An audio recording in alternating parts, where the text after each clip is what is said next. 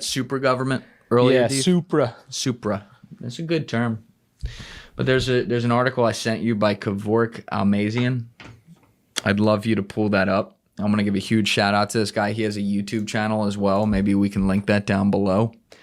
But this is a short article that I literally want to read because it's so perfectly written. That's called The Empire Above Epstein. And I think this guy nails it in that quote unquote 30,000 foot view. What I read in the last batch of Epstein emails, I had the strange feeling that the story was getting bigger in a serious sense, that it starts pushing you towards questions that are normally considered too heavy for polite conversation. Who really rules? Who owns the money? Who sets the limits on what is possible? And what the world often feels like it is being managed from above while the rest of us are simply reacting from below. Well said. And I want to start this op-ed with a disclaimer because in today's environment, people either want you to speak with religious certainty or they want you to shut up. And I reject both of those demands. You see why I like this guy. I'm going to be careful with my words. I'm going to raise controversial ideas. And I'm going to tell you openly that some of what I'm about to say is speculation, not because I want to hide behind a hedge, but because anyone who speaks about these networks honestly has to admit where the evidence ends and where interpretation begins. For years, you've heard conspiracy theorists say we're ruled by satanic cults, and I have always been skeptical of that framing.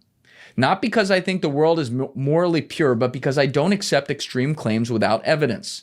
However, what I have always said long before these documents is that the people who dictate foreign policy, who start wars, who impose starvation sanctions, who can look at the sufferings of millions and call it, quote, strategy, unquote, they must have a certain psychological profile because normal human beings do not casually destroy entire societies and then sleep well at night. As an aside here, we have cited this on the podcast so many times, but that example in the U.S. State Department during the height of the Cold War, where you literally had people in power positions who were quoted as saying, well, if Russia nuked us, we'd lose 60, but they'd lose 240 in our return. And they viewed it as a 180 win.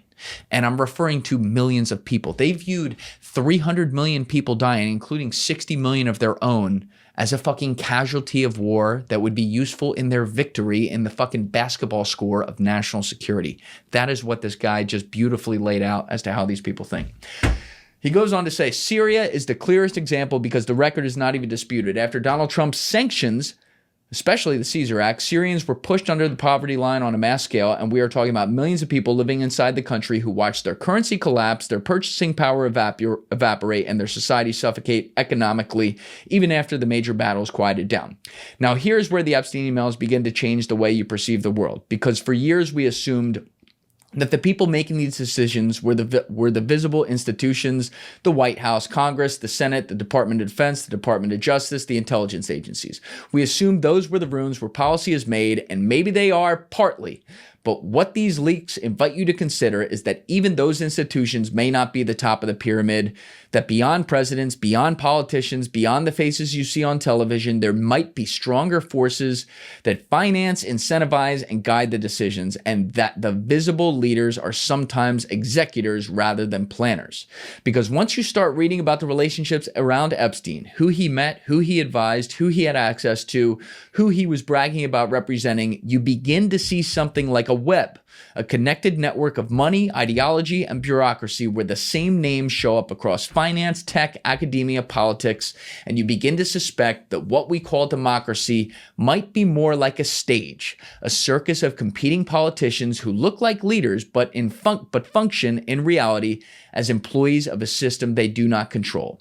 I say this not to sound melodramatic, but because the implication is deeply unsettling. If power is operating through networks we cannot see directly, then what is the meaning of elections, parliaments, campaign promises, televised debates, and moral posturing? Are we truly considering our future, or are we being offered a menu where the real chef remains hidden and our only role is to select which dish will be served to us this season?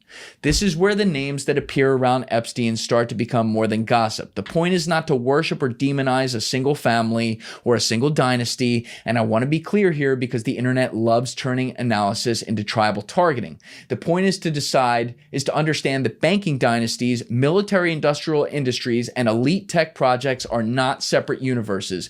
They are often intertwined, and when you see Epstein telling people that he represents major banking interests, and when you see the proximity between Silicon Valley billionaires and networks like his, you start thinking that many of the visionary products sold to the public, transhumanism, brain chips, AI governance, digital currency systems, might not be grassroots innovations at all, but top-down projects in search of total control over the human environment. And when you think about it this way, you begin to question the entire hierarchy of power.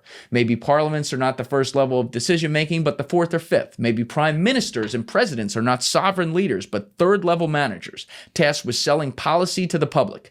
Maybe the Musk and Thiel class, those who run platforms, build AI systems, push neural technologies, are not the top either, but executive directors implementing projects designed elsewhere for interests larger than their own.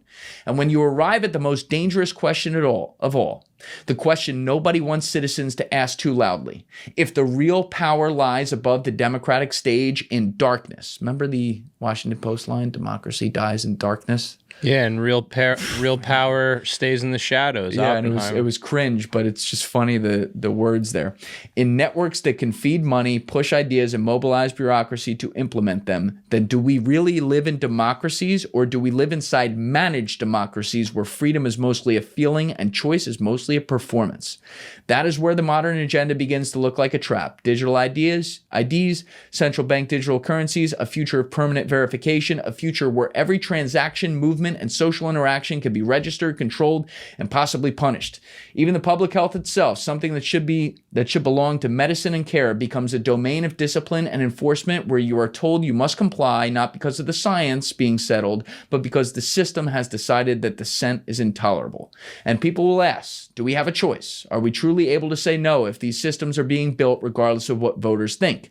Because if these projects can be imposed, even against public skepticism, then democracy becomes a branding exercise rather than a governing reality. What has changed for me since this recent Epstein drop is not that I suddenly discovered evil exists or that powerful people lie. What changed is that the veil feels thinner and the hierarchy feels clearer, and the idea that politicians are leaders feels harder to swallow. When someone like Tony Blair, who played an instrumental role in invading Iraq, comes back years later and tries to sell the public the need for digital IDs, I see him as an employee, a middle manager, implementing the projects of superiors whose names we rarely see on screen. I'm going to stop it right there. There's still more there. Everyone go check out that article, but you see what he's getting at. He is getting at the fact that we have been fighting the wrong fight the entire time. The fight is between this class that we cannot see. So I had posed publicly a question to you guys on Instagram about a month and a half ago where I was offered to come give my Epstein take on I think I'm allowed to say it, but on a TV network for an episode of a new show that Andrew Bustamante is hosting. Obviously, I talked about him earlier.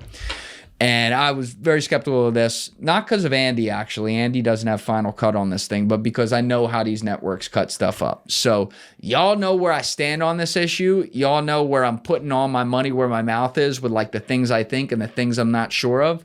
So when I am done filming this next Saturday, at some point here over the next few weeks, I will give a high-level recap of the things that I said, and then when this comes out, we'll see if they fucking butcher it and try to switch it up. But most of the fans responded in the poll to go do it, and the best logic I saw was exactly what I just said. That was multiple fans had the same idea. They're like, go do it, and then say exactly what you said, and then let's see if they fuck it all up, and they can be called out in public. So that's what we're going to do. I don't know when it comes out, but I'll be filming that next weekend, and if we don't